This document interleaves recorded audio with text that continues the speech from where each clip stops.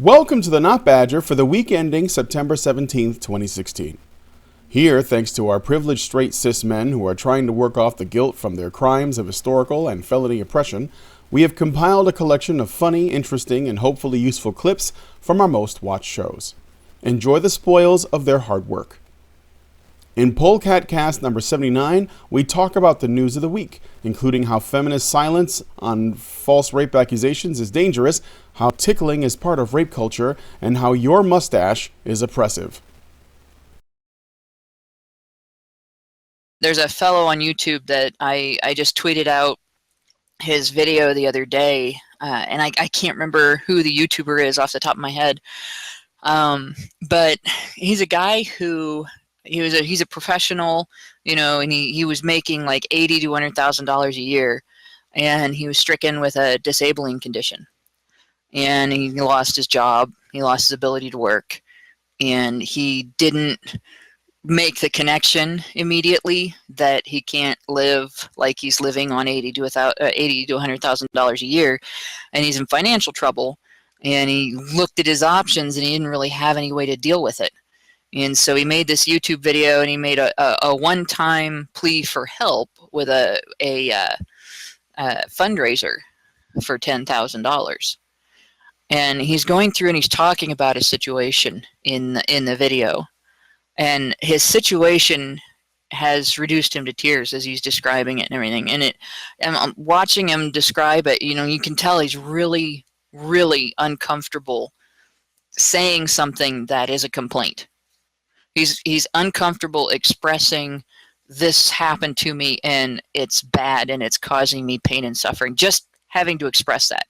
And that's just his uncomfortable feeling. Beyond that, he's mortified at having to ask people for help. And you can see it in the angle of his face. You can see it in the way he looks at the camera. You can hear it in his voice. And he apologized multiple times for asking for, Hillary Clinton, or not Hillary Clinton, but Anita Sarkeesian got 15 times what he's asking for. For whining that people said mean things to her on the internet. And this poor guy felt like he had to apologize for asking for help in a desperate situation that isn't his fault. Not entirely anyway. Most of it is due to a situation beyond his control. And the only reason the guy is talking about it is because he's left with no other choice. And that's one of the reasons why feminists aren't going to be able to understand male suicide. You have this situation where there's a reason that this guy didn't feel comfortable explaining his situation to people, and he didn't feel comfortable asking for help. And the first thing that I noticed when I looked at the comments in his video was that some asshole criticized him for the music that he put behind his plea for help, because it was emotional music. And it was like, oh, this must be a scam. This is set up to manipulate people, blah, blah, blah, And he ended up making a second video talking about evidence of his situation. And partly, I think, because of that. And here we have, women, all they have to do is say, people said mean things to me on the internet. I can turn it off. I can log out. I can walk away from it. But I'm terrified. And they get $150,000. And this guy talks about a desperate situation that happened because he's struck with a disability, a debilitating condition. And he gets, you put the wrong music behind your video. Of course, men are going to have a hard time talking to people about their problems. Look what happens when they do. Why don't you do something for men, eh? Why don't you actually do something active for men that actually makes a difference? All right, well, how about we'll just grow a mustache on November for prostate cancer? Fuck you guys! You're all misogynists. Feminists have been struggling with this for several years, actually, trying to find an angle from which to attack Movember. Now, and they finally decided that if they exploit the conflict, that they've created between transgender people and cis people, that is a good angle from which to attack it. But they've been attacking Movember for years. I mean, like, there's somewhere on my blog there's an article about this. You know, they can't be satisfied with the massive amount of support that breast cancer awareness gets in October. And I'm not saying there's anything wrong with supporting breast cancer awareness. I got no problem with that. I got no problem with funding cancer research. You know, all that's great.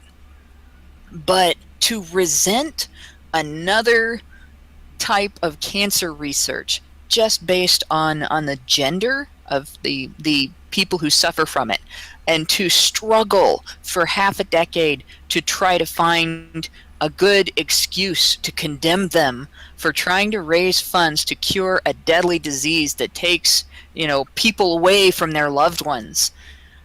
You can't tell me that feminism is not about hating men if you're going to pull shit like this.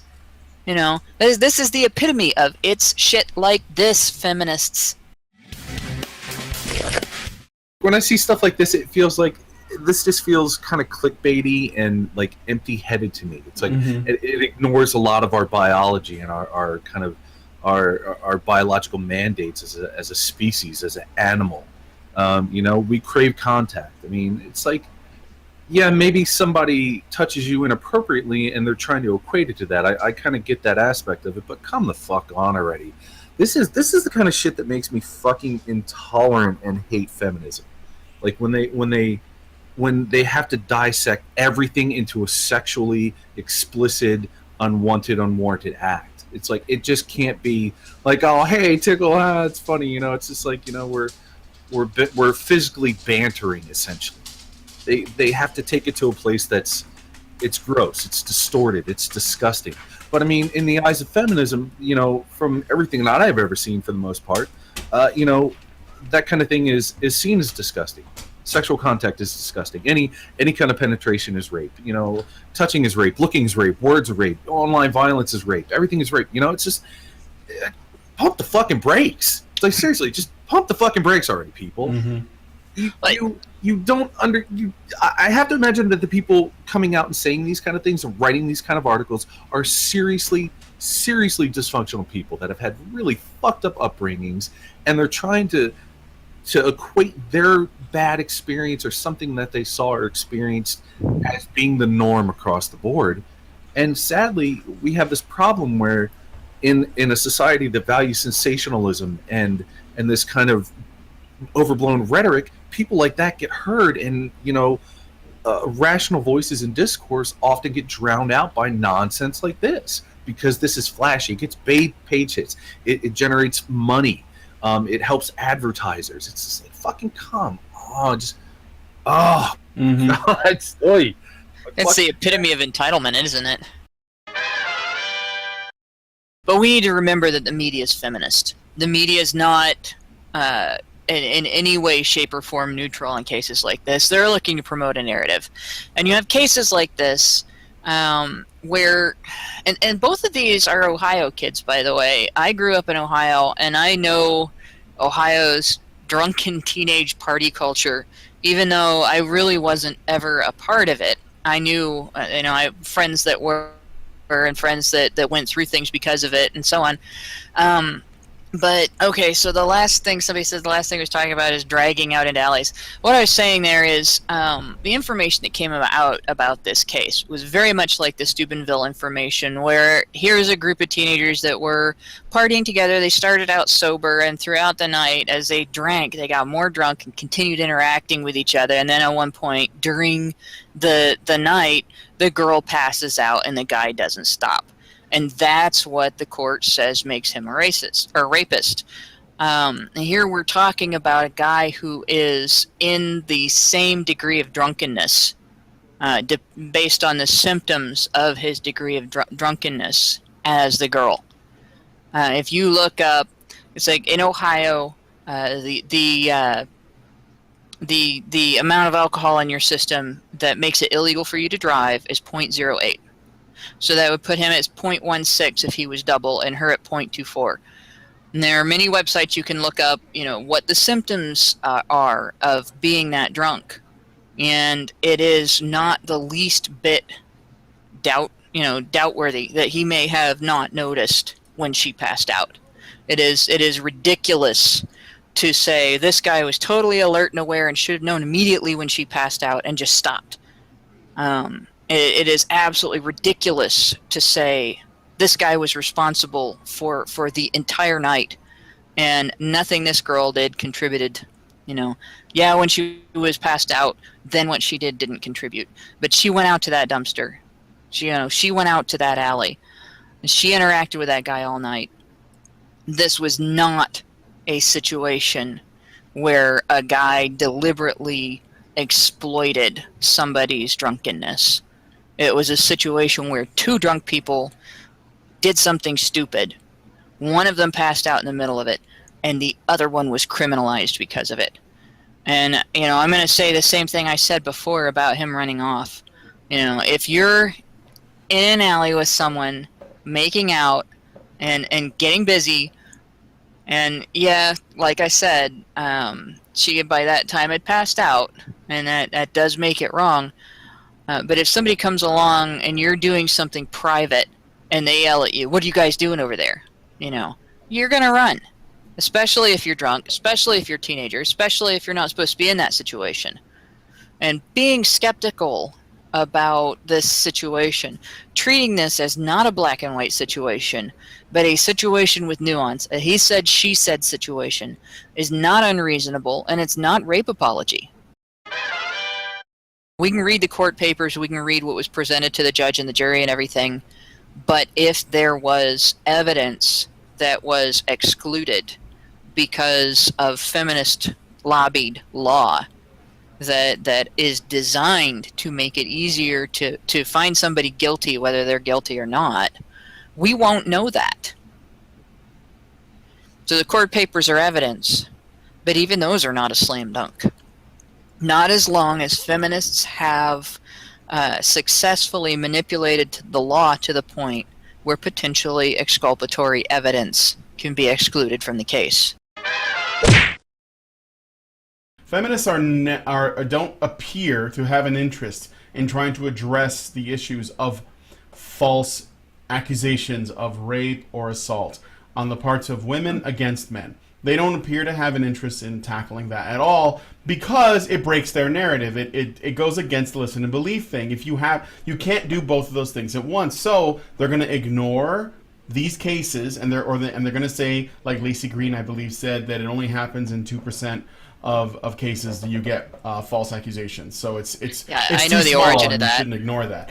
Yeah. So the origin of that is Susan Brown Miller said it, and she was quoting a police officer or a police chief who did not actually have a statistical basis for that. It was a statement of opinion on his part, but feminists quote that as if it is a statistically verified fact. This guy is doing what is kind of the popular thing right now. He is in fucking panic mode. We're seeing this in liberal news outlets. We're seeing it online with people freaking out because Donald Trump is a candidate. And here's the thing, though. Here's the problem. It's your fault. It's your fucking fault. If you've been complicit when it comes to politics, if you haven't gotten involved and tried to change the system and seen the system for what it is, it's your fucking fault. Plain and simple. For the last 30, 40 years, we have let our political system get so out of our hands that we are all to fucking blame in some aspect, in some percentage point on the blame meter. We're all to fucking blame for this. The fact that there is a fucking buffoon like Donald Trump in the running for president, for the fucking president of the United fucking States, we're all to blame through our own apathy and complicits. There is some truth to this. There is but the way he's going about it is I'm not on board with it. If you don't vote Democrat this November, then fuck you. It's like, you should have been doing this for, the last 20, 30 years. You should have been actively getting involved in politics and helping shape the discourse instead of putting it off to the other person. You're like, oh, well, somebody else will take care of it. Oh, somebody else will do it. Somebody else will deal with it. We'll get it, in 4 years. It's like we have sat by idly as the American public, and we have let the laws be changed to the point where our democracy is for sale. And this is what happens when your democracy is for sale. You get people like Donald Trump, who are in the highest percentiles of money earners and owners in the United States, in a position where they can just be like, fuck it, I'm going to run for president. I mean, and this kind of reminds me, this is somewhat analogous back in the, I can't remember exactly what year it was. I think it was in the early to mid-90s. The Disney Corporation made, the Mighty Ducks movies. And they're like, you know what? We want to have our own hockey team. And they told the NHL, they're like, you know what, NHL? We're going to fucking buy a hockey team. And they fucking did it. And this is exactly like that. Fucking the people with money are dictating what's going to happen. And they've essentially bought this candidate. And everybody is to blame because they haven't spoken up. They haven't fucking done anything. They haven't been proactive. They haven't gotten involved. They haven't, on the ground level, as your most base right as an American, helped shape the discourse politically in our country. And we're, it's just like, look in the fucking mirror. And that's why Donald Trump is in the presidency right now. When it comes to the actual election, we're looking at three options. One is a third-party option. You could do that. And I think that people should definitely vote for whatever it is they want to vote for. But the fact is, odds are, those are votes that are going to just be, they're going to put the person in office that you don't want. Like, you're just increasing the chances of putting somebody in office you don't want, because the majority of people, like that flyover country as we call it in the United States, most of those people have already planted their flags into the Trump or the Hillary, docket. Unfortunately, the way that our system is set up, the third parties, they don't ever get any ground. And often, I wonder sometimes if it isn't because every time we get to the point where we're about to elect a president, the stakes are so high for, because there's so much fucking, like doomsday rhetoric going around. Yeah. Like, oh my God, if this guy becomes president, everything is going to go to shit. You can't possibly vote for this third-party guy over here, even though he's probably the most sane person on the panel, because there's no money and nobody knows this person even exists. Like, most people don't know, that's an option. So you have to sink your vote into one of these other two. But when it comes down to it, we take the third-party stuff out because it's going to be wasted votes. You are looking at your Trump versus Clinton, and I'm sorry, but there is no comparison. Like, I mean, there are people who say both are bad. You have to prove to me that the Clinton campaign and the Trump campaign are equally bad, because there's no fucking way that that's true.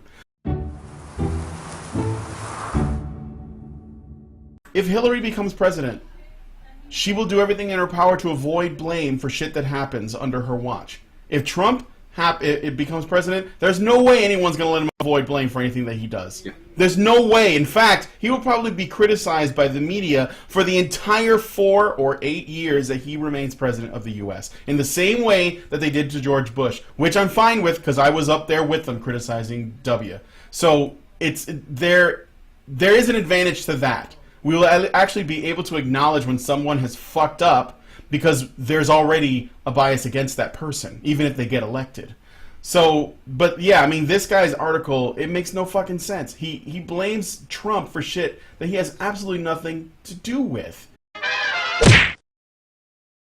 It's so typical of feminists to respond to what this guy wrote by proving him right, by personifying him.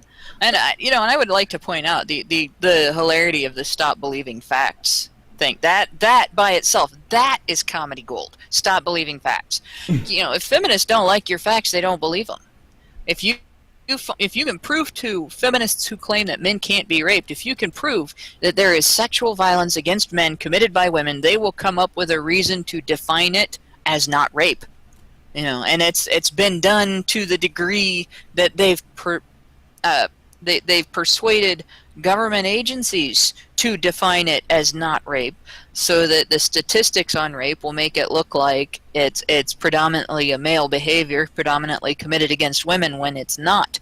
This is feminism. Facts don't enter into their narrative at all. They only like anything remotely fact-like if it suits the victim narrative. And the bit about don't be women, that pisses me off. I think out of this entire article, the arrogance, the high and mighty, I'm so valuable that I'm above you and you can't reject me because I'm rejecting you, na boo boo, all of that shit, that's laughable, in many ways, because what she's basically trying to do is place herself above something that she can't climb above. The acknowledgement that being feminist and having the attitude that she has makes her an undesirable person. But feminism is not women, and women are not feminism. There are more of us who are non-feminist than there are who are feminist. And those of us who are non-feminist are not going away. We are not going to shut the fuck up. We are not going to stop criticizing feminism. We are not going to stop voting against feminist candidates who are running for office. We are not going to be told that we have to vote for women because they're women. We are not going to be told that we have to support false narratives because somebody said it in the name of women. We are not going to be told that we have to accept a bunch of liars advocating in our name and shut up about it.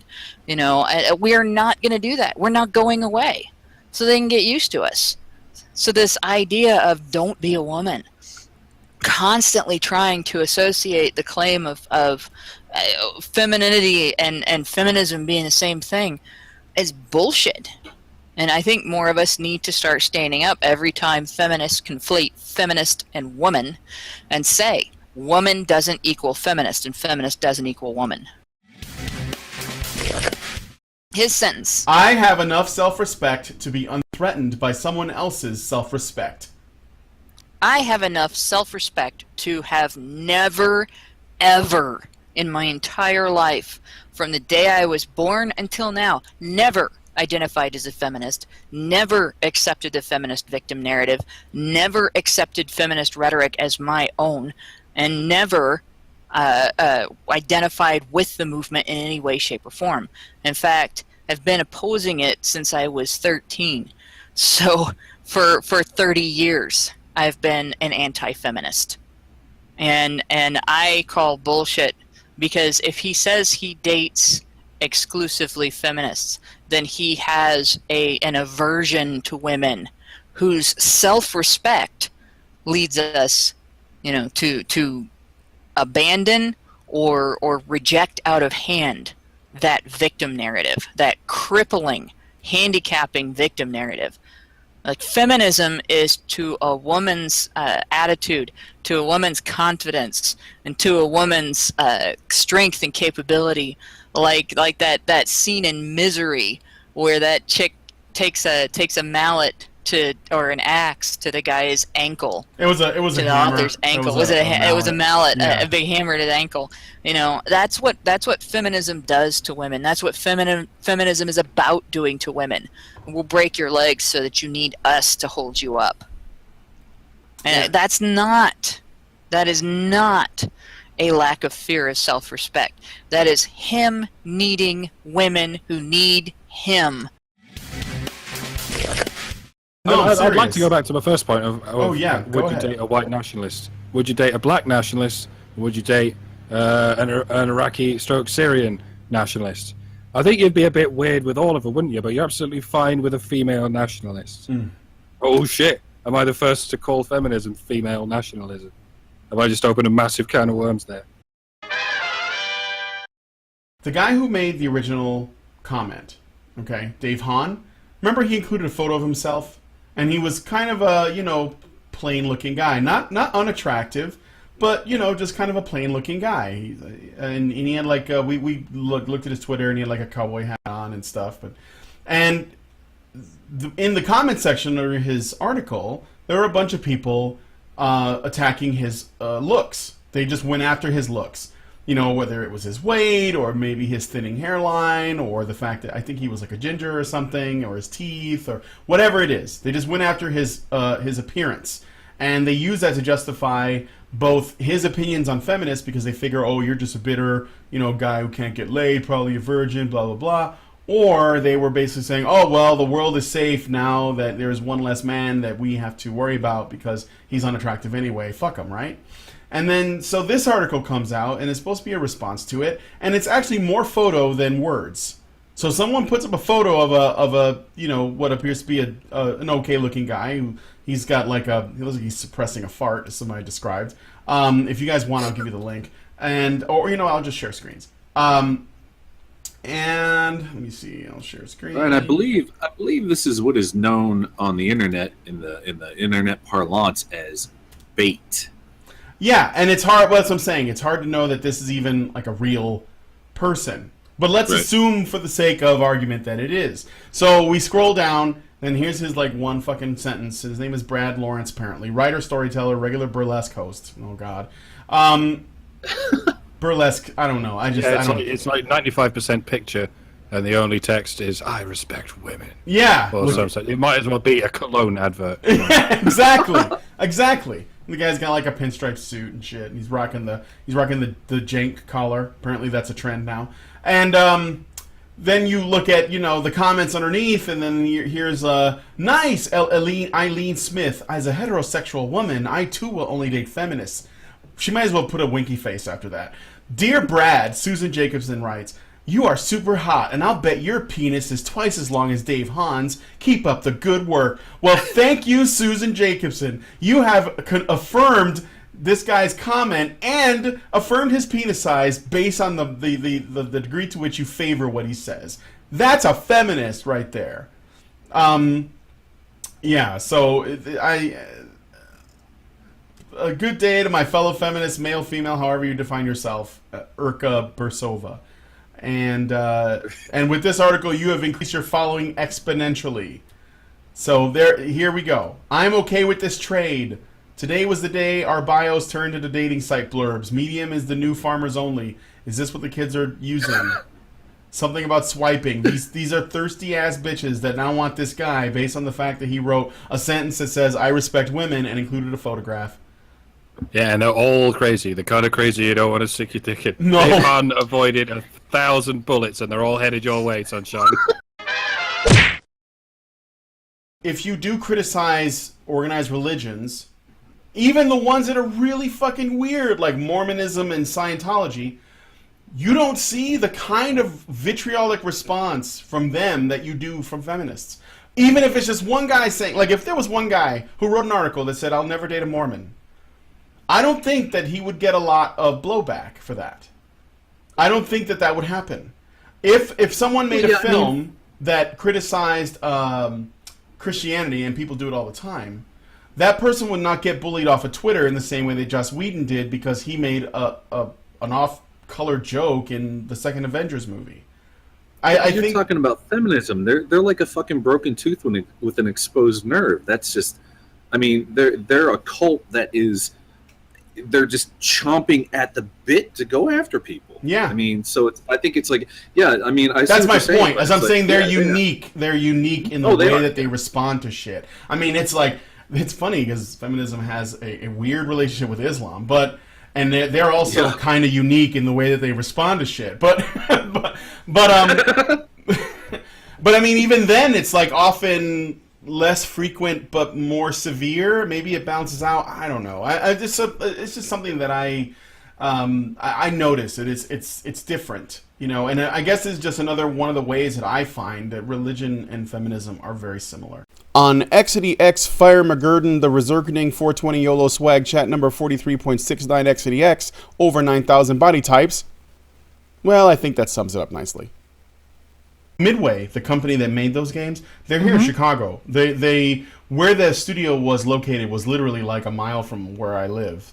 And so I was able to go there and play Mortal Kombat and their other things like NBA Jam and the other games they used to make, Robotron and Narc and all this other stuff. But anyway, So they didn't have a good grip on how the Japanese fighting games did their motions. That's why a lot of the easier Mortal Kombat ones involved things like back, down, or back, forward, really quickly. Those inputs were fine, but when it came to things like down, forward, those they didn't. For whatever reason, they had trouble with the coding of that stuff. So within the first game. Sub-Zero, some of the partial J's just wouldn't always read, you know what I mean? Like J forward, J back. And it was really frustrating. But if you could do it, you got massive style points, right? Yeah. And I'm the first to say style points count. I'm going to be honest, they do, especially in a real life arcade setting. You don't want to be that nerds. Oh. Nerds. Nerds. For example, if I wasn't able to devote myself to this full time, Honey Badger Radio would have gone to a screeching halt because nobody would have been taking care, because Brian can take care of that aspects of it. I can actually go and scream my head off at the government, but in my own house, not actually at them because I'd probably get shot, but whatever. You know what I mean. Okay, let's go on with the stream. Your All right, update is you got to join my side too, Allison. I put the link in there. Okay. And we will take a look. But I was just answering. Mike threw in a little thing about mains, and I thought I would answer. In Street Fighter, I play Gen. Oh, yeah. What do you master. expect from a feminist politician? Trudeau is to blame. Yeah, like, getting the fucking cabinet at 50-50 is more important than not fucking over your goddamn corporations or your companies, small business. Fucking fuck. Okay. Why do you guys run into so much red tape trying to open up the Badger Cave? Because it's 2015. Okay, so we're gonna watch the. God. We're gonna watch this video now. This is all the slender ladies, body diversity in video games, feminist frequency, and it will be talking mainly about fighting games and Overwatch and MOBAs. So, yeah. Okay.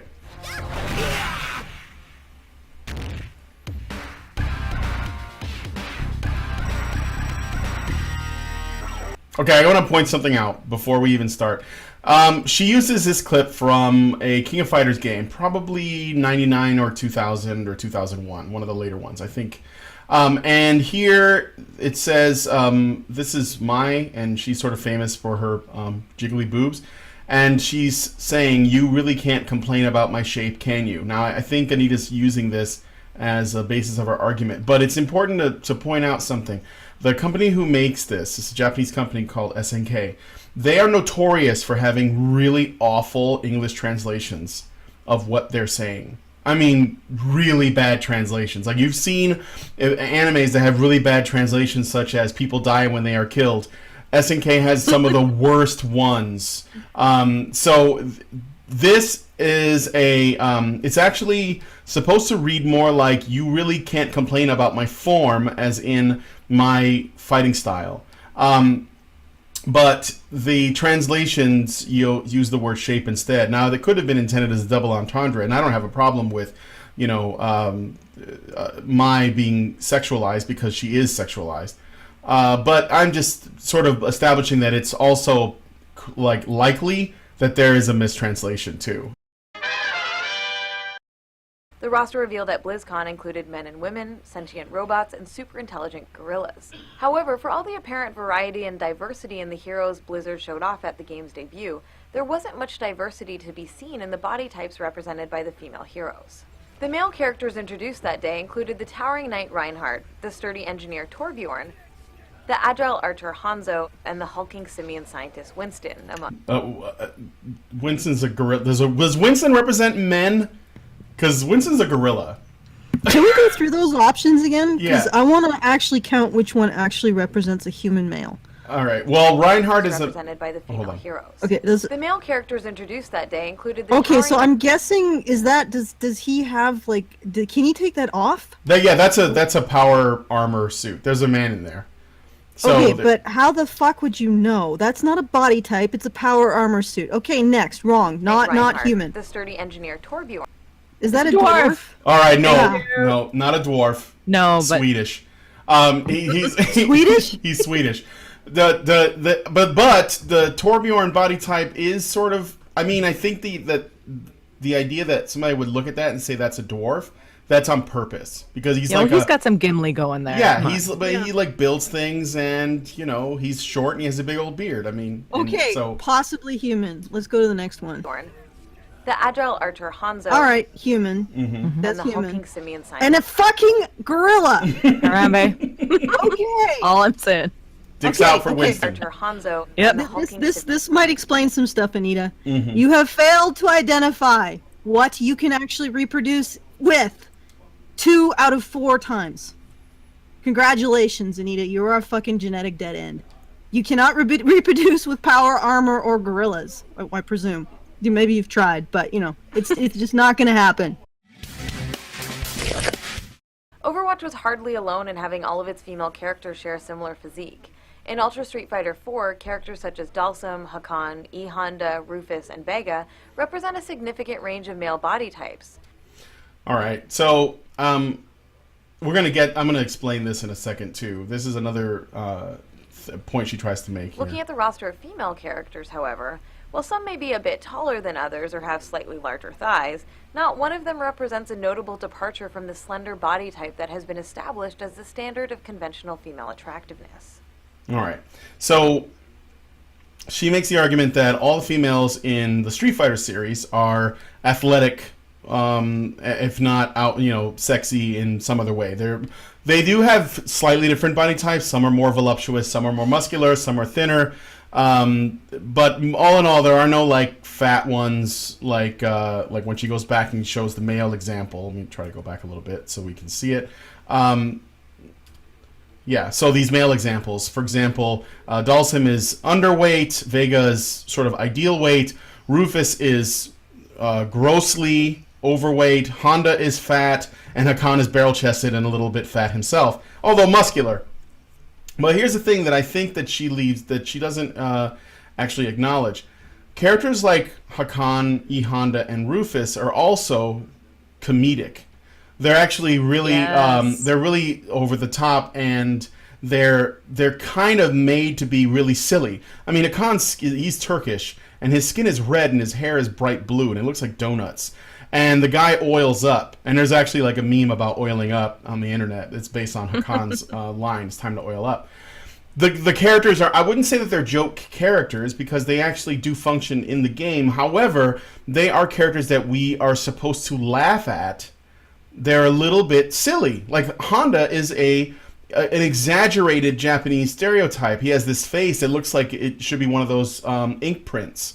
And he has like this face paint, and he's very, very patriotic, but they're all very gregarious and hilarious and stuff. And the thing is, the problem with this design, this reminds me of when I was talking to Jaffe.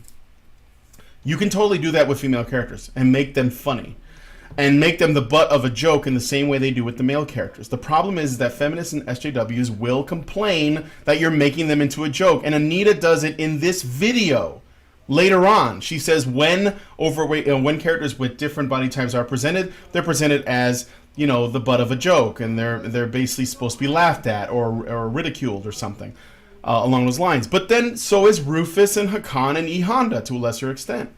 So she doesn't quite understand that one of the main reasons why there probably isn't as much body diversity, which I'm okay with if they make female characters that are like that. I'm down with that, But the problem is that people will complain if they're not presented as ideal, if they're not presented as flawless, because they will think of that as misogyny, like it's some kind of negative stereotype put upon women.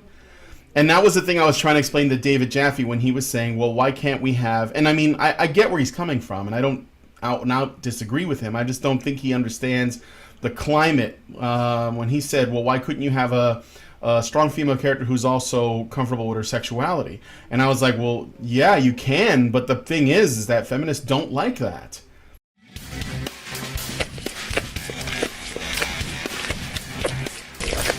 This is the fucking myth of the sisterhood, isn't it? As though women really want other women to be attractive, right? No. No. We are a sexually competitive kind of species.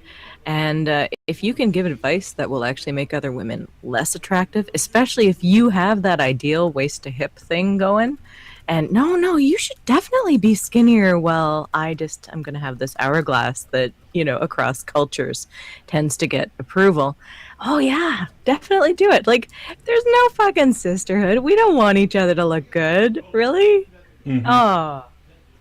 Well, yeah, and also, I mean, it's a lot of the time, someone in the chat was saying women need to be liberated from their liberation. It's exactly it. The problem is that women do not take responsibility. And I'm actually really getting sick of the women who think that, we were oppressed by men in history is some sort of fucking gotcha for every single goddamn argument with a man.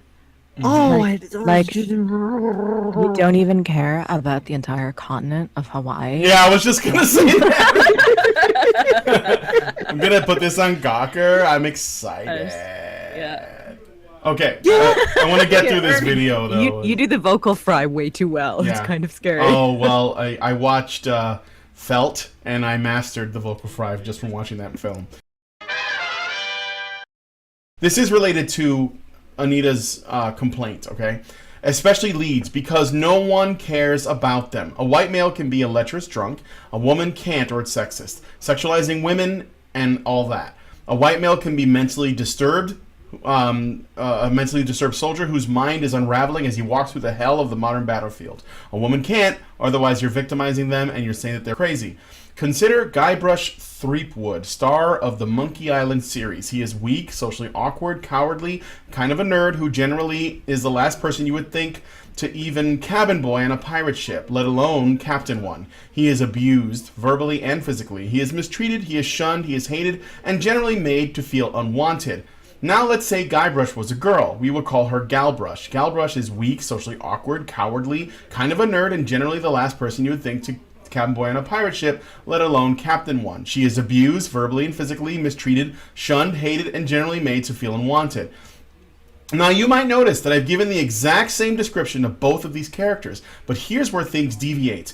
While no one cares if Guybrush takes a pounding for being, for lack of a better term, less than an ideal pirate, Galbrush will be presumed to be discriminated against because of her gender. In fact, every hardship she will endure, although exactly the same as the hardships that Guybrush will endure, will be considered misogyny rather than someone being ill-suited to their desired calling. And to that end, she goes through all that trouble to help, let's call him Eli Marley, escape the evil clutches of the ghost pirates LeChuck. It turns out that he didn't even need her help, and she even screwed up his plan to thwart LeChuck. Why, it'd be a slap in the face to every woman who's ever picked up a controller. Not only is the protagonist inept, but apparently women make lousy villains as well. And that's why Guybrush exists and Galbrush does not. Men can be comically inept half-wits. Women can't. Men can be flawed, tragic human beings. Women can't. And why? Because every single female character reflects every woman everywhere who ever lived and ever will. The horrible truth is, you want to craft a box in which you can force every female character into some idiotic, unattainable, Buddhist-like ideal, putting aside the stupidity of exchanging the unobtainable role model for women with another. This has the added problem of making all female characters exactly the same. And when all characters are the same, it's boring. And boring characters, they don't sell video games. That's the paradox. And it's one that feminists make. Because all the stuff that, well, we can go through the rest of this video, but Anita says, why aren't there more grotesque women and fat women and all that? But she's already complained about that in previous videos. That in cases where it has been the case, where they've been villains and monsters. If it doesn't look like you could successfully reproduce with it, it does not represent body diversity in adult humans. Okay? Right. Period. Standard humanoid characters with conventionally attractive facial features. Where are all the And female incidentally, every male that actually qualified for that in the first thing that she showed was attractive. Yeah. Except for the glowy thing. I don't. Except for the glowing guy. Let's see her into that. Glowing guy. All right, this is where she undermines her whole thing. features? Where are all the female rock creatures, skeletal priests, and whatever this thing is? Not being female. Like, Anita, these things aren't human males. Like, this isn't body diversity in human males. Jesus fucking Christ! And I had okay. This is how Anita sees men. Funny? She said she was on the train the other day, and a guy who looked just like that was hollering at her. He was like, "Ooh," and she was like, "Can you what'd you say? What was your name? Humongous what? Humongous what?" Yeah, exactly. Humongous what? Okay, Bunny, you can't possibly. Okay, would you have sex with that thing? Not sober. I'd want to be friends with him. So I'd hang out with him. just say. But the thing is, when you look at these things, I don't even see male. I would not know this was a male. And this is the point you're getting at, Allison. You can't even tell. They do not scream, "I am a male character," unless you look up their backstory or look up their bio, or they have a Or look voice, at their loincloth. or look at their the little flap, or whatever. You wouldn't necessarily know that they're male. And even in terms of voices and such, can you tell a female lion from a male lion? How about a female Morlock? Exactly. There you go. See, Right. I don't know. It reminds me of no shit. I lost it. It's gone. Nice. Fuck. Oh no. Here's what it reminds me of. See, I don't even know that these have a gender at all. She's claiming like a rock creature. If it's a rock creature and it has a vaguely male shape, that doesn't necessarily mean it's male, because I doubt that rock creatures fuck. I just don't think that they do. Do you not realize that when people who play a lot of video games are enjoying the characters, whether they're really sexual or not, they may even like say, "Oh, I think Bayonetta's really hot," or like somebody in the chat said, "Taki is my waifu," right? But they're not gonna say, these are the standards that I now live by, and you should feel bad that you don't live up to these standards. I mean, if somebody does, and they're probably not worth your time. Most people are not going to do that, though. I was going to say, I have encountered people with like life-size cutouts of Cammy from Street Fighter, and I found that a little strange because it's like right by the bed. I'm like, oh, I don't know. Apparently there's a market for it. There is a market for it. Yes, and that's fine. More power to you, but again, if you're living your life saying Cammy is the standard by which I will, hook up with someone, judge everyone else by, well then good luck. You can have all the standards you want. Doesn't necessarily mean you're going to get what you want. You're entitled to those standards, though. It's true. It's absolutely true. Yep. Yep. And women are the same way. If you want Christian Grey, good luck. I gotta tell you though, there is no such man on Earth, but you're entitled to your standards. What? Yeah. Okay. It's the same. All right. I think it was so much easier when all we did was like just sniff each other. That was I agree, actually. Just I do. It's all smell and texture, and that was it. We're happy with that. From a biological standpoint, there's something to be said for the vomeronasal nasal organ. So that's all I'm saying about that. But sniff tests, I use sniff tests a lot. I love how she puts at the end, like, it makes them into human beings. This is, like she says that at the end, essentially. Like she says desirable human beings, like they are. Like nobody acknowledges that because there aren't enough old women in video games. Old women don't exist. So. Yeah, well, if you're an old woman, you're gonna have more of a limited desirability. So and maybe it's just sort of the way it goes. But it's also gonna be true for men. I mean, yeah, you can say Sean Connery and Clint Eastwood, but they are in a statistical outlier. Take those girls who say they're attractive to an old folks' home, and give them a tour, and they will say, "Yep, I think that I found about none of these men attractive." Well, there definitely is a drop-off point, but I think the male wall is later than the female one. But this is possible. Yeah, but the thing is that my point is, you know what? My overall point is this, Anita. In what part of your squirrely brain does it make sense to present as desirable and human an amphibian, a fucking orangutan, and a zombie dentist, zombie dentist, and Cheshire cat? Like, what squirrely part of your brain makes you see those characters a feline Dr. as Horrible. desirable human males? Like, is this what your dissatisfaction with Jonathan? Is this the source of it? that he doesn't look like he doesn't look like a cross between a midget and Garfield? Like, is this it? Is this the source of everything? Because I think if you have this kind of disconnect with the average human being, I don't know how you can posture over these things.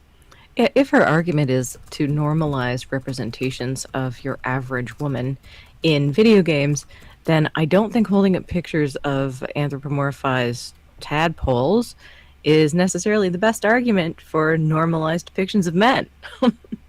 I don't think she thought that through. Moving on to Honey Badger Radio number 71, where we continue to enact the emotional labor of examining feminists' emotional labor. Laborception.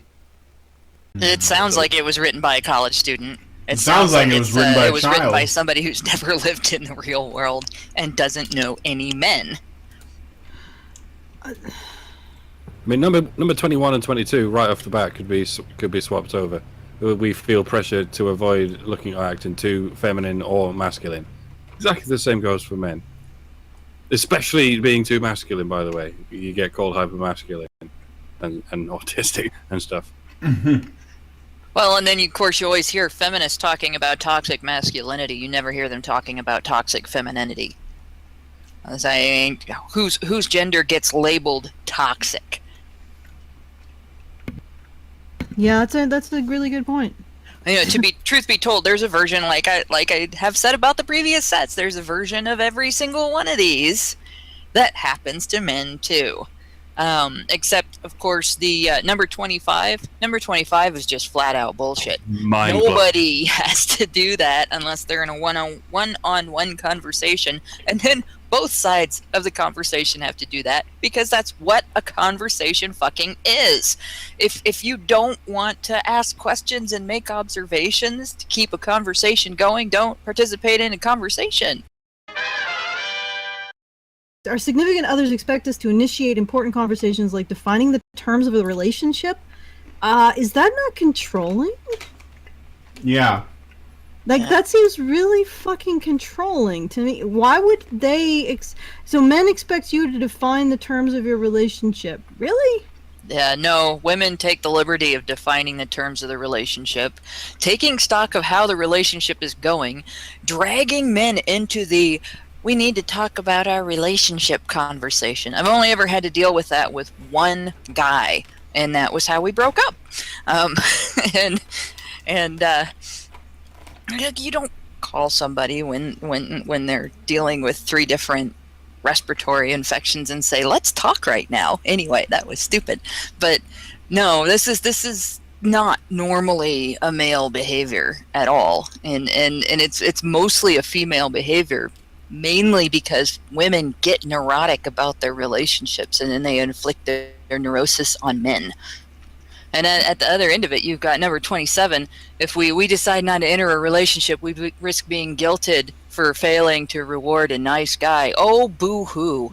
If men decide not to enter into a relationship, they risk getting thrown in jail on a false rape accusation, especially in India, where they can risk getting thrown in jail on a false rape accusation for breach of promise to marry.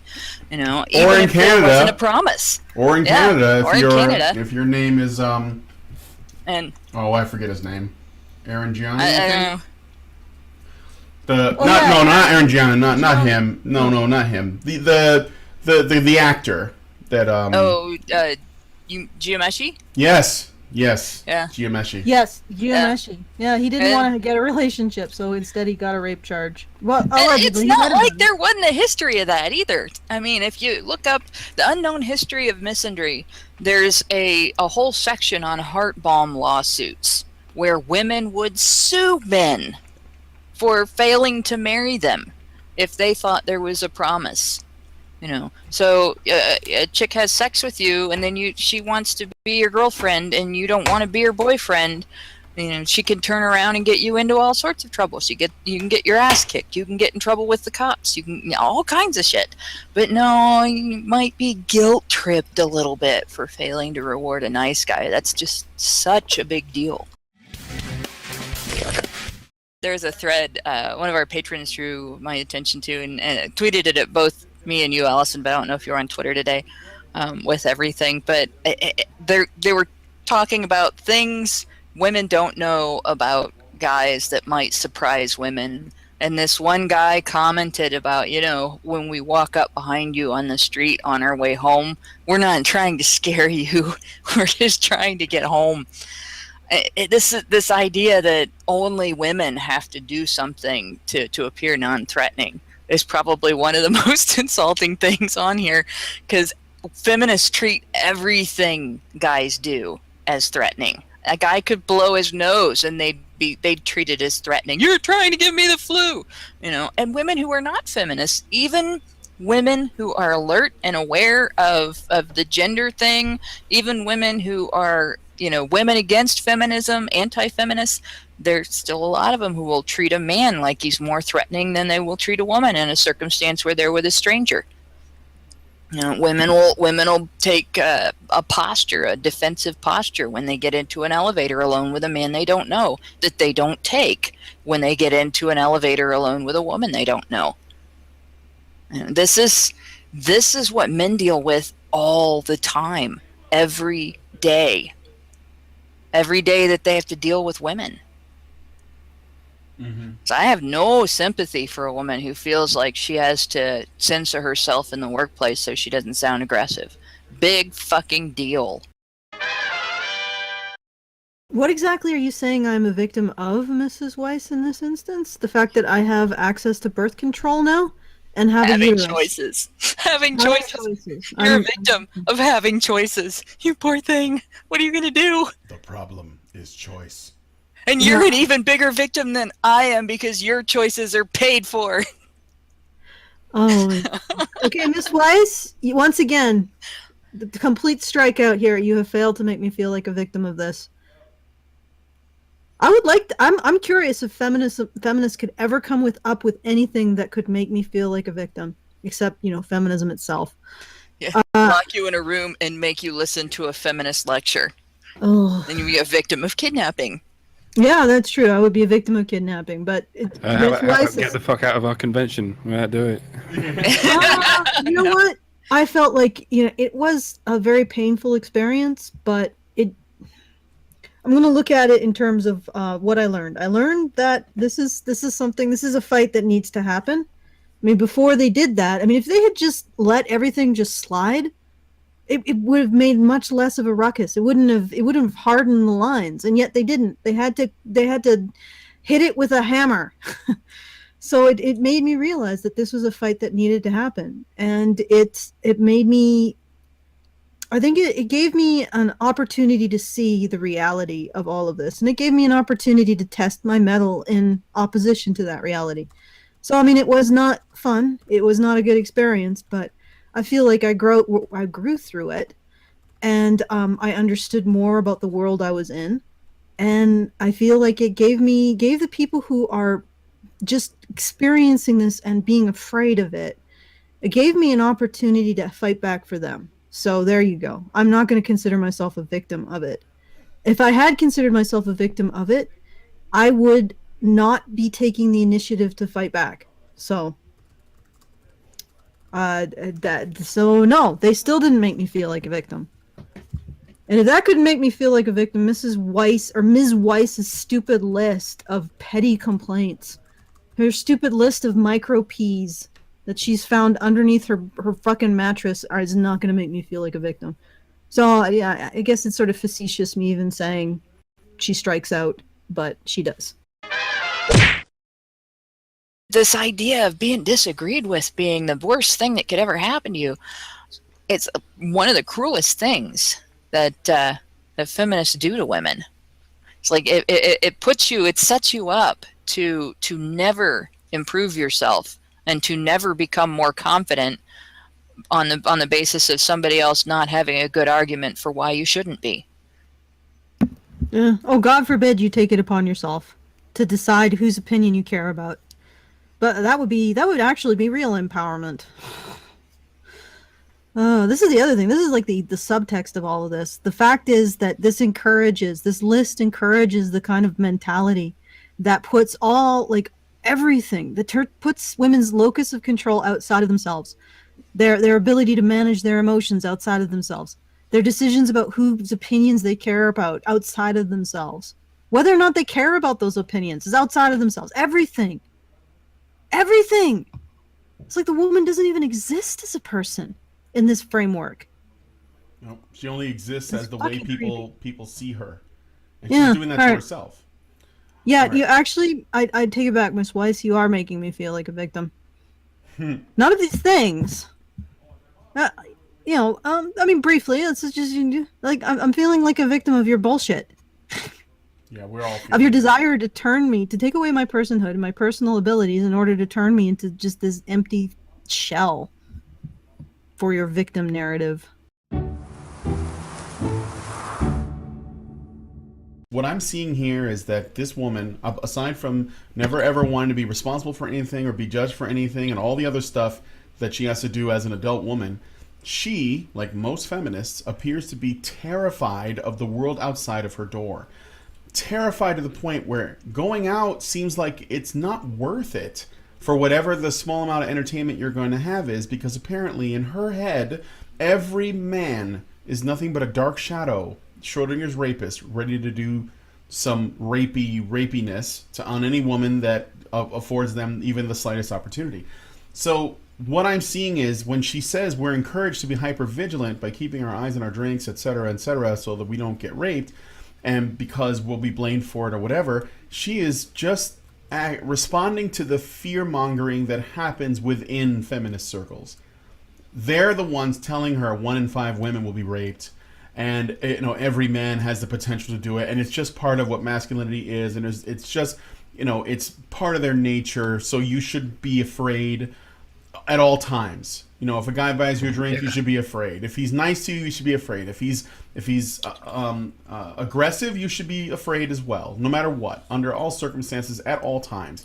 And it's having this effect of making women, probably the average woman, but definitely feminist women, terrified of the world that they have made in their head as a result of their own propaganda. And they resist any kind of context or reason or statistics that would say at this point it's a willful desire to see the world as a dangerous place, because they resist any counter argument. When I was witnessing in court for the 7 years in hell guy, one day the vexatious litigant that was going after him threw a screaming temper tantrum in the courtroom like a little kid. Like, she literally threw herself around and yelled and screamed, and then she went in the restroom and yelled and screamed some more. I don't care what it takes, it's him or me. Threw herself around, hit the wall, hit the mirrors, hit the stalls and everything. A guy would have gotten arrested. Nobody was fazed that she did that. Her handlers there were just trying to calm her down. Oh, you poor thing, we understand, you're upset. No, she didn't have any idea what it's like to not be allowed to be angry. If we ask for what we want in relationships, we risk our partners labeling us as needy. Oh, you mean like, pressuring somebody for sex? Or begging for sex because you haven't had any for a couple of months? Or even asking to be spoken to sometimes and treated like a human being? Oh, no, wait, that's men. Then they get labeled rapey. Even with a partner that they've been with for years. And by pressuring, I mean just mentioning. It's been a while. First of all, emotional labor is the act of managing your emotions. Stoicism is in fact emotional labor, not this. You know what would be emotional labor is for all of this shit for you to happen to you and you never to speak of it ever. Mm-hmm. You just look at it and you say, I gotta deal with it. And you never talk about it. But that's not something that women, in particular feminist women, don't do. They are constantly making themselves out to be victims of shit. Constantly. That's the exact opposite of emotional labor. That's emotional outsourcing. You are emotionally outsourcing yourself on everybody who has to listen to you. And you also fail to make me feel like that's a valid thing to do because you failed to make me feel like any of the shit that you said should make me feel like a victim as a woman. It's not just not emotional labor, it's not even emotional administration. You don't even know where the files go. Yeah, it's yeah, you're not doing any kind of regulation of your emotions.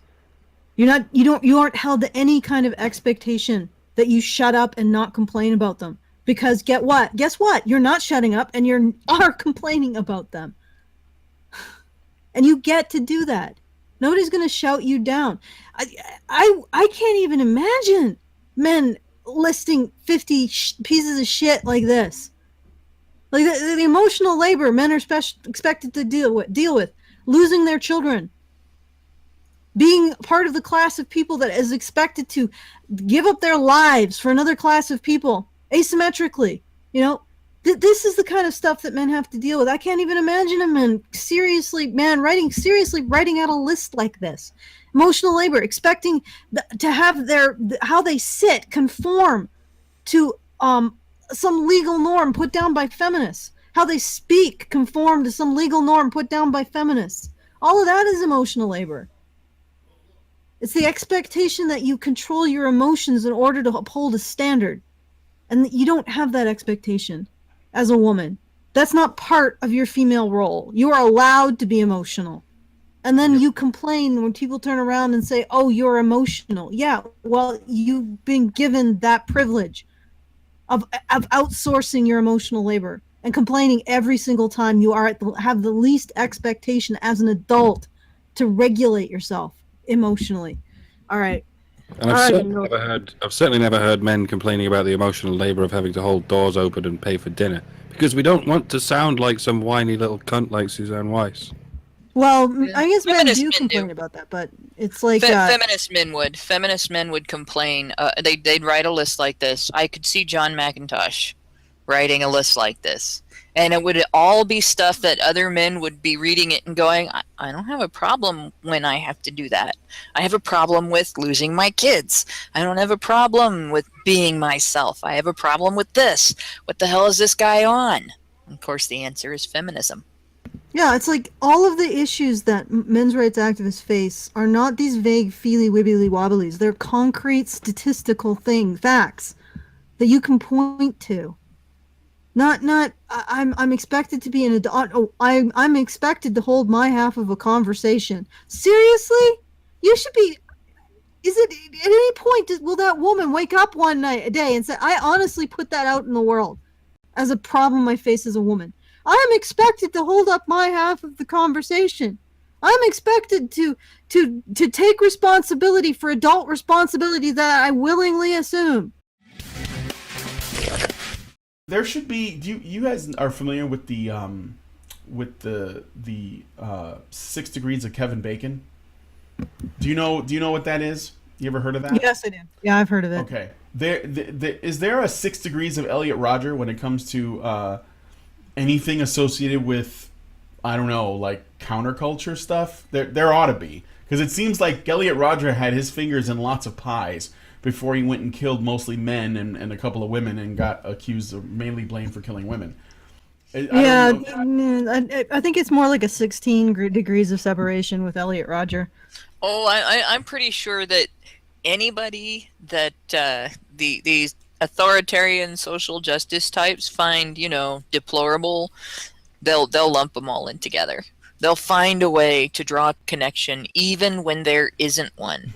Like, I'm pretty sure that the association, like she hasn't linked anything to it, has been tied to Elliot Rodger. I will bet that tie is Man Boobs wrote that Elliot Rodger was associated with them. Yeah. Because that's usually, if they don't quote anybody and you have to look it up yourself, that's where it all goes back to We Hunted the Mammoth. Usually. Yeah, okay. almost always. How did this get through? Like, does the Daily Beast have anyone at the top who says, This is bullshit. Like, is there nobody at these journalistic outlets that has the ability to sniff out when somebody's being fed a line? Because this is a line. Several publications, Broadly, Slate, and the Washington Post this week reported on the outright fixation on the pop star. #Frog Twitter was somewhat triumphant. I never thought that would work, at Jared T. Swift said, but they finally noticed. At Paul Town _ characterized Pepe as an experiment the group used as a test. As you can see, he said, it went better than we could have ever imagined. Did he have his hands in like a triangle shape? You know when he said that and he was in a swivel chair? As you can see, God, no. it went better than we could have ever imagined. She put this quote in the article that could have not gone better than he possibly could have imagined. That they would publish this. Yeah. You guys are jokes. Oh, you gotta realize a lot of these people are old and haven't had any involvement with social media other than to promote their own stuff. So they don't have a clue. And every so often a story comes out like the Jesse Slaughter story or something like that, and they hear one side of it and they believe that side of it, and this sounds similar enough to that stuff that they wouldn't think, if they didn't investigate it and actually do some background checking, they wouldn't think it was any different. This pretty much shows these people, as soon as they hear something that they think might be incriminating or even just make the person that they're trying to run down look bad, they publish it. They don't bother fact checking. They don't bother digging into the background of anything. Soon.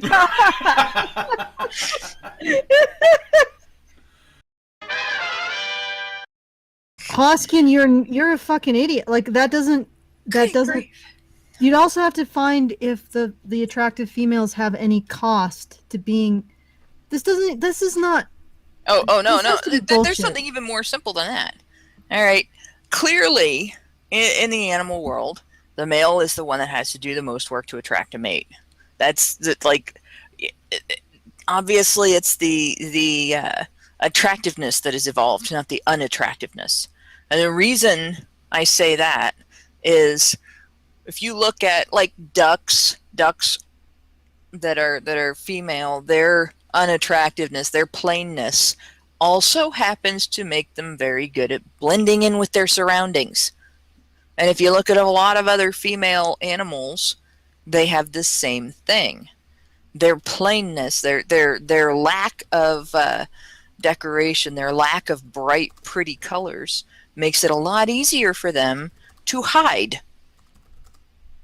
So obviously they're the more protected species, whereas the males, who have to stand out to get the female's attention, can't afford to hide as easily, can't afford to be as camouflaged. In many species, obviously not all species are like that. I don't think male snow leopards look all that different from female snow leopards color-wise. They all are able to hide. But with this, like ducks and chickens and other birds are kind of immobilized when they're stuck sitting on their eggs. When they're stuck raising their babies. So it may not have how the female looks, may not have anything to do with sexuality, and may have everything to do with safety. And it may be only the male that had to evolve characteristics in order to ensure his ability to reproduce. But a feminist researcher wouldn't think of that. There's all kinds of fucked up shit going on with reproduction in the insect kingdom. In the animal world, yeah. Yeah, well, so that's the other thing. If he's looking at the animal world, is he picking and choosing based on what he wants to find? Because there's such a god-awful variety of things to look at, of different mating habits and things. Some animals try to kill each other after they mate. Some animals are monogamous. Some animals are polygamous. And what is he looking at? Well, there's so many variables. How can he come to a real compelling conclusion? On phys.org, it has Explore Further, and the thing linked to Explore Further that they have on this paper is Scientific Society Speak Out Against Sexual Harassment. Okay, you know what, guys? We gotta burn it all down. We got a Government, foregone conclusion there, obviously. we got government's got to be burnt. Not literally, of course. Government has to be Journalism. burnt down. Journalism, media. Oh, I think Academia. I think we Academia. literally burned some government tonight. I mean, Hillary Clinton's going to need, some serious treatment after that show. Sweet Oh, burn. fucking Sweet hell. burn, Hannah. Nothing. There is nothing. There's nothing in our organized institutions that makes any goddamn sense anymore. It's beyond them being corrupt or evil. They're just plain fucking stupid. Just Yeah. stupid. Finally, we have Fireside Chat number 43 with game developer Brad Wardell and Ian Miles Chong. What did Trump do? He was criticized at the convention by someone whose son had died in Iraq, and he fired back, basically. Oh, okay. So it was a mutual exchange of some kind. Yeah, but you can't criticize someone whose child has died in the service of the United States, apparently. So. Is that if Trump does it? Does that make it right wing to criticize service members? Yeah, it's hard to tell. The standards it's always based on who's doing the criticizing, right? That's what determines whether it's correct or not. Yes, flexi standards. Right. It's flexible. So sometimes it's courageous and sometimes it's inappropriate. I see. Depending on where the other person stands in the acceptability list, that changes every moment of every day. Exactly. Of every second. Can change in an instant. I wonder if they just made this all random, if it would make more sense. Well, yeah, it might. This time around, I mean, it might as well be a dice roll. I have no idea who's going to win. I mean, I know what the simulation says, but it's kind of hosed at this point, I would say. Yeah, I mean, I guess that's why people are keeping this is one for the books, is what I'm saying. I have One voted for the in the insanity. past, and I have never seen an election as crazy as this one is. So I just want to ask. I want to ask Brad. Did you hear about Hillary speaking out against the Pepes? No. Well, you said, I don't know if you were playing along because you couldn't reveal your rareness as a rare Pepe, but Pepe is a cartoon frog. Oh. It's an emoticon sort of thing, and I mean I'm speaking mostly like I live in a little box and sleep on the floor, so I don't know anything about anything. But I saw if Brian, you feel free to correct me if I get something wrong. But Pepe is basically just an emoticon cartoon frog. It's a meme that came out of a webcomic during the days of MySpace, and you've definitely seen it, and Okay. and people they personalize them all the time. It's just it's dumb. And then like one day, I guess what happened was Trump retweeted a Pepe that looked like him, and suddenly he became like the Trump mascot in many ways, mainly because of the reaction and because Trump retweeted it. Now, and it's likely that when Trump retweeted it, he didn't even know what it was. He just thought, oh, this is funny. Because Katy Perry has made the Pepe meme, and Nicki Minaj has made it before, and lots of people have joined in on all this, right? And now it's being, the Pepe is being used a whole lot in regards to this election, mainly as a sort of a representative of Trump in many ways. And Hillary has declared war on the alt-right, and because she thinks the Pepe represents the alt-right, and because the Pepe supports Trump, and so therefore it's a war of memes against Pepe. They're just using them as props. Basically, yeah. That's what it is. I mean, I was a social justice warrior because like the reason for that was that everybody in the the so-called indie enthusiast scene, every freelancer, not every freelancer, but most of them, the whole scene was basically getting into very ultra left progressivism, and the whole social justice warrior thing. I think it started as a kind of insult towards people with this mentality, but then now it's adopted. People are putting it in their bios. They're putting they're bragging about being social justice warriors and stuff like that. But to get back to the question, why did they go after Brad Wardell? My understanding is that she tried to get a job at Stardock like a year before Gamergate started, because Brad had landed the Star Control franchise, right? You bought it. And she wanted in on it, and so Brad was like, hey, why don't you send me a resume or something? And I don't know what happened there, probably nothing. And then what happened is that then she looked up and saw that I had been falsely accused of sexually harassing a social justice warrior employee we had, which I had not. I hadn't even had contact with her, but I was mean to her, which is true. I am often mean. I make no bones about it. And she goes, the Stardock people are terrible people. And it's like, whoa. And then, she went back and forth. That essentially being accused of something was sufficient unto itself. And that's been one of the ongoing issues I've run into, is that it's sufficient simply to be accused of bad behavior. Whether I actually did anything or not is irrelevant. Right, it's a hashtag listen and believe. That's the Anita Sarkeesian thing. And so that happened, and then when Gamergate started, an artist who had drawn, some lewd images of Zoe Quinn was looking for a job, I guess.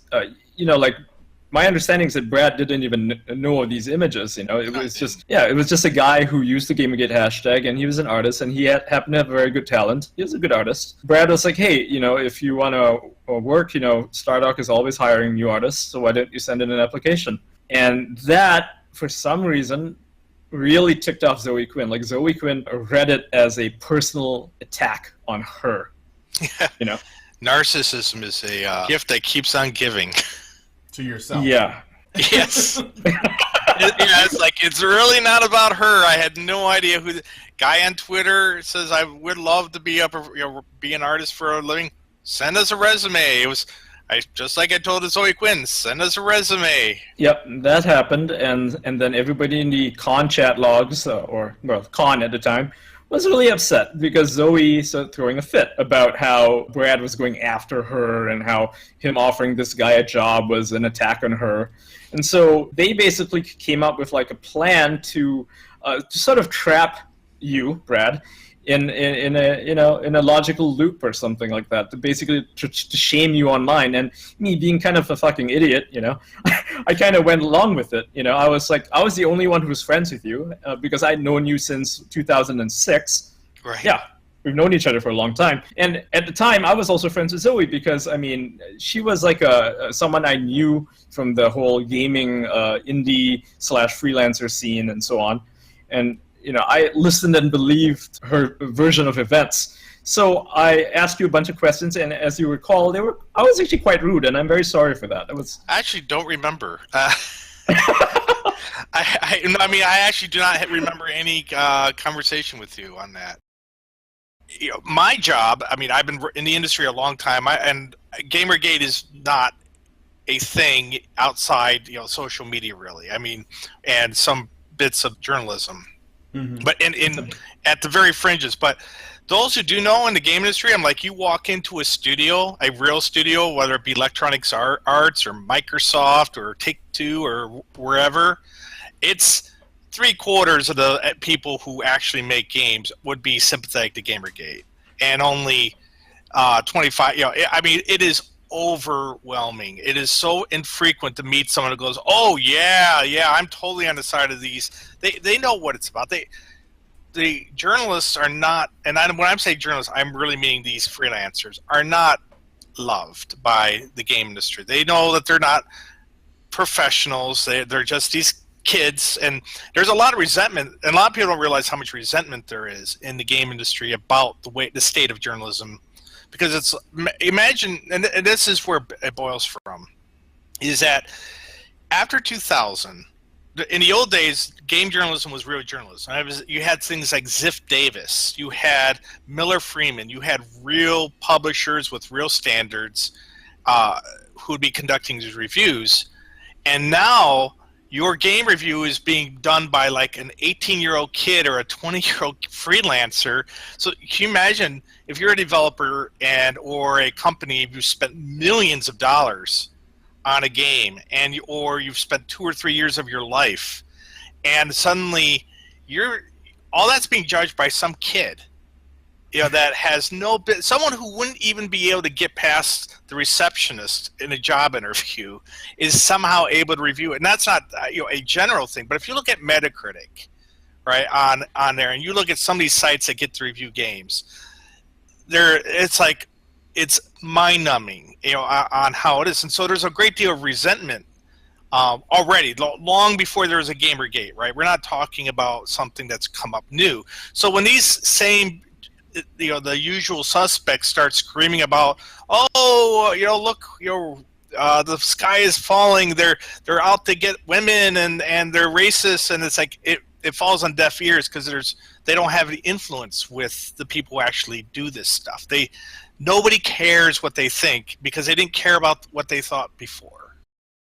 What's with this categorization of art game? That always irked the shit out of me because, first of all, as an art student, and I went to attended a great deal of college and studied a lot of history for this. I think that all games are art, all video games, because they take art to make them, and so assuming they have graphics. But even if they don't, if they're, let's say that they're text-based, if they're well written, then they can also be art because art is like literature and stuff. But it has to be well written. I would argue that even gameplay. I'd argue that gameplay itself is a type of art. Yeah. Because when you're designing a game, you have some of the rules set. You have to make sure it's fun, or rather, a better word is engaging. You have to make it engaging in a way that that players can play it and feel satisfied, like they get something out of it. Like when you look at a good piece of art, say Mozart, you listen to his music, or you look at a Da Vinci, a painting from him, or Rembrandt or something. You get something out of it, right? You get a sense that a lot of effort was put into this, and it gave you meaning. That to me is art. But the definition of art nowadays seems to be, you can throw shit on a canvas and boom, it's art because I called it art. And that seems to be the case with art these days. And a lot of these so-called art games are the equivalent of throwing shit on a canvas. There's nothing artistic about it. It's lazy. I could do it in about 30 minutes if I learned Flash. It's not hard. Oh, there's easier ways to do it now. Yeah, easier ways still require work. You can use, I don't know, twine. You want to know you want to see the wave of the future? Stellaris, right? Go back, and now that Stellaris is launched, we can talk about it, right? But Stellaris was an experiment in many respects. I don't know if you followed how that was done.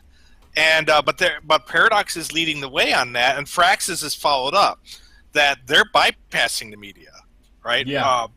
It was still, they literally just bypassed it. They went in and got together with a bunch of YouTubers, and they got a hold of they created positions called content developers, and teamed up and built up their own community. And if you go to the Paradox's community, and I can't remember what they call theirs. Paradox Plaza? Yeah, exactly. Paradox Plaza, their website, you can see exactly what they've done. They have all the developer diaries, they have all this content, and they just bring people there. And they go, well, is that an anomaly? It's like, well, no. Look at Civilization 6 has been marketed compared to Civilization 5. Civilization 5 they completely worked through the media, completely. Civilization 5 didn't even have a forum. They use Civifax as their forum. Can you tell Civilization 6, I'm sorry. Go ahead. Can you tell me what Stellaris is, or how do you spell it?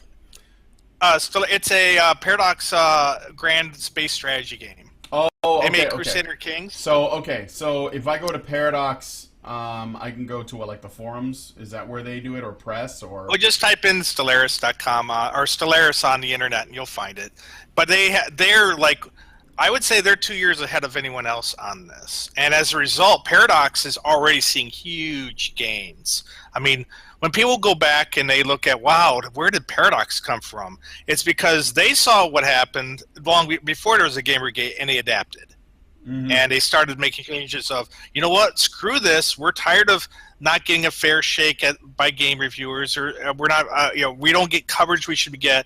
We're just going to bypass it. We're going to create a network of content developers and build sites that bring it all together and then funnel everyone to it. And they have become, I would say that Paradox is a company. I don't own stock in Paradox, so I'm I should, but they're the ones to look out for.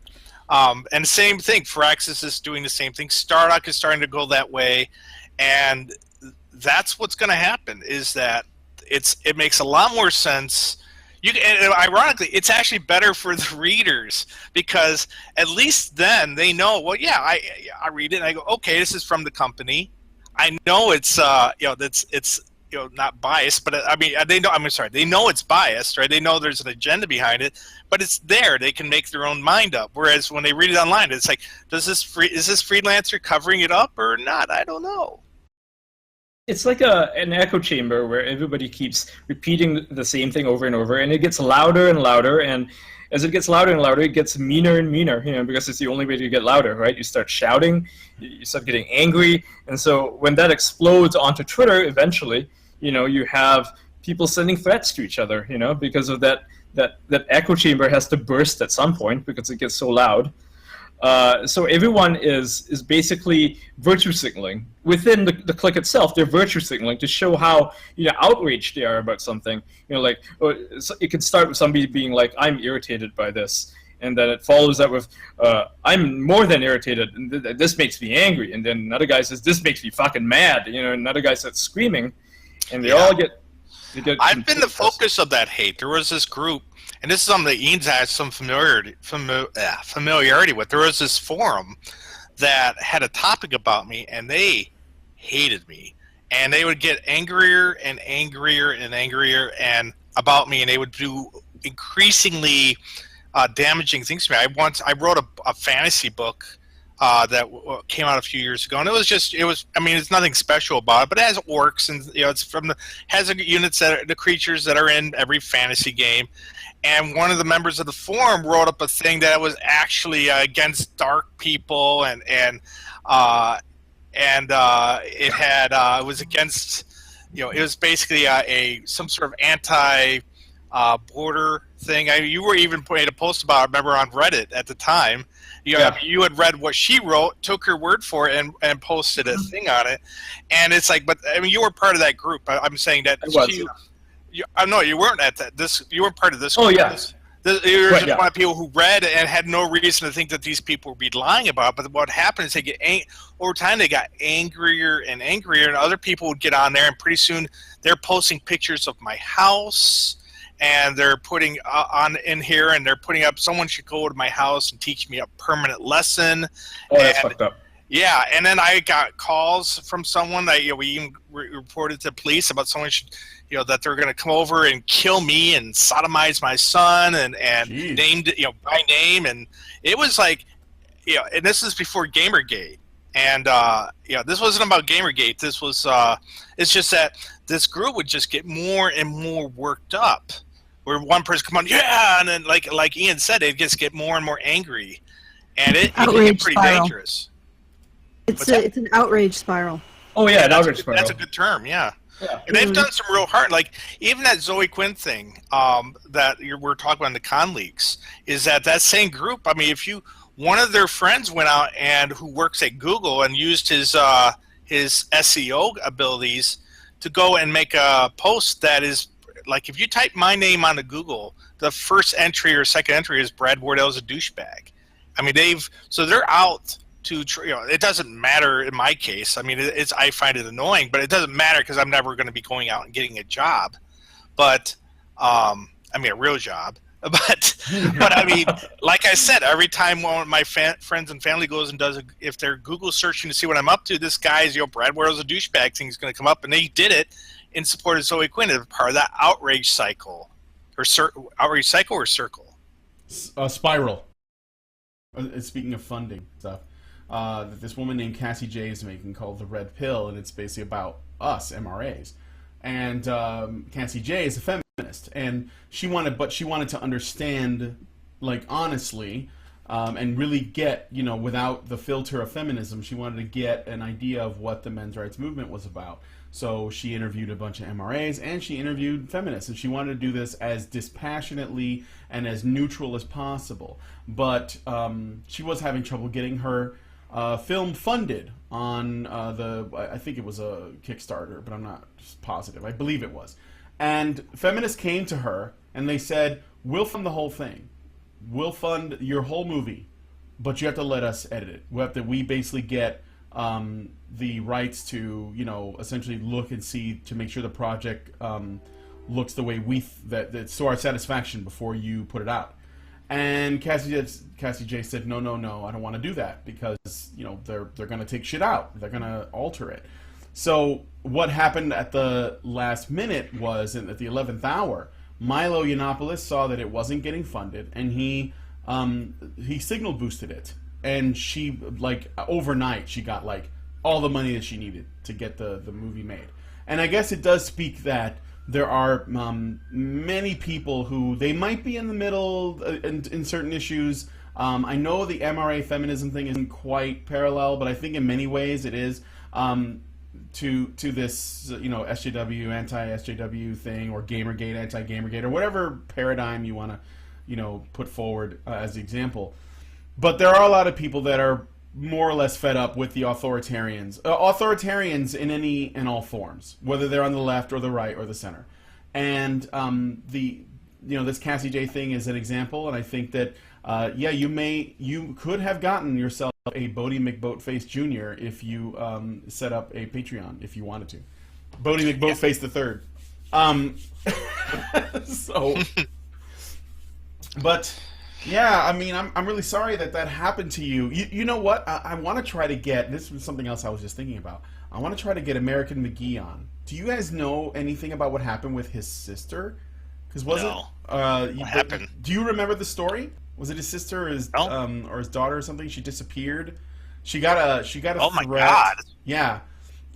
She got a threat. I heard about that. I followed it. Do you know the story, Ian? Would you give us a short version story so Brad knows? Yeah, so American McGee's sister, she's got something of a criminal record, I guess it would be like drug abuse or something. But she had come clean, she had gone through rehab and everything, and she was just being a mom. And my understanding is that while he was in China, because he lives in China, she went missing.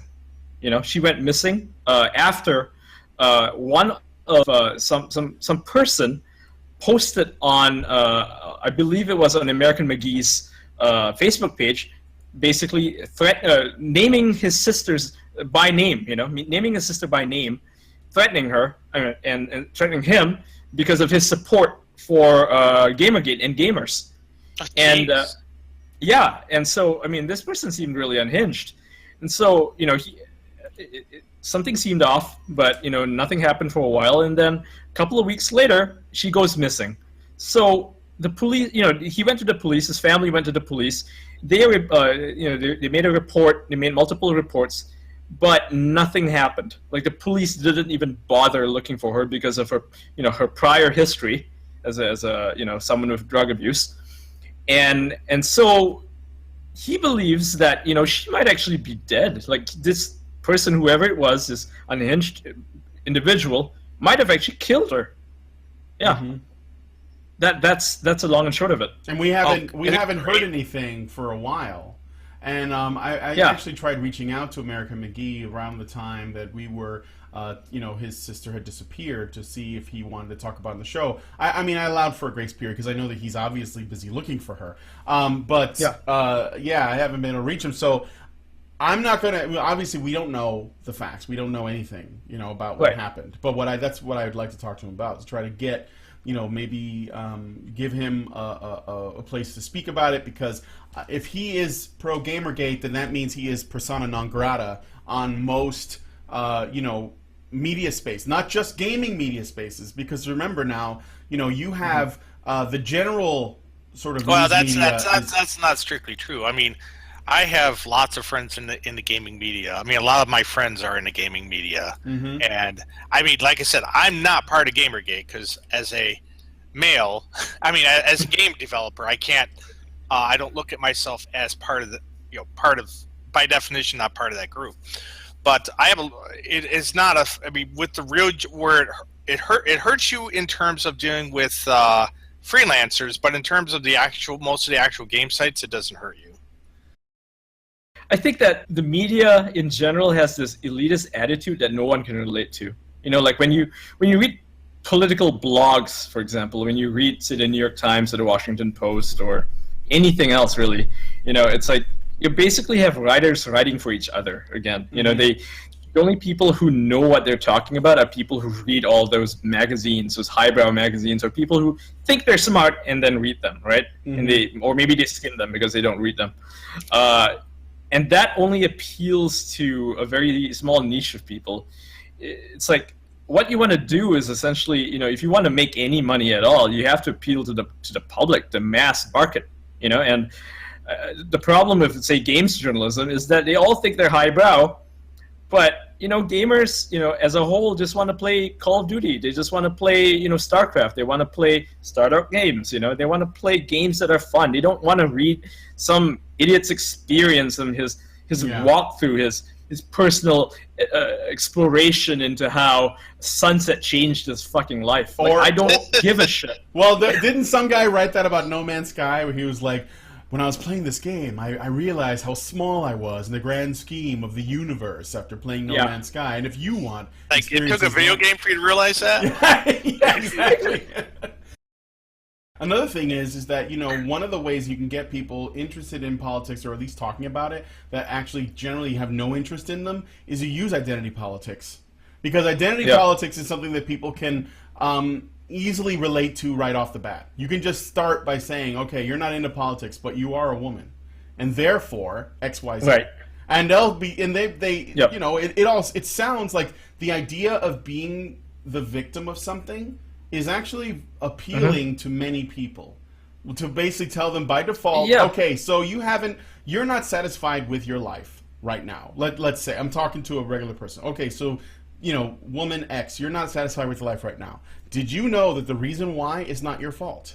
It's because you're a woman. And it's because there's all this stuff out here. There's this specter that looms, and it's taking all of your opportunities away from you. And I'm telling you this stuff. And of course, if you are a woman and you haven't considered that maybe that's true, you will, or you haven't really given that too much thought, you might be willing to buy into it, because it would essentially alleviate you from all responsibility to anything that you've done. It's a religion. Yes. It's like a religion in the worst possible way. And I think identity politics works on normies. I think it actually can work on them very well. And I think that's what a lot of SJWs use. And in fact, they themselves have already been taught this stuff. And I know that we're getting like a bit like, into off topic, but they're learning this stuff from academia, from people who learned this stuff in academia that couldn't find jobs because they took gender studies courses in academia and then they couldn't find a real job, so they go back into academia and then they take their life experiences plus what they were taught and they teach that to the next generation or that current generation of college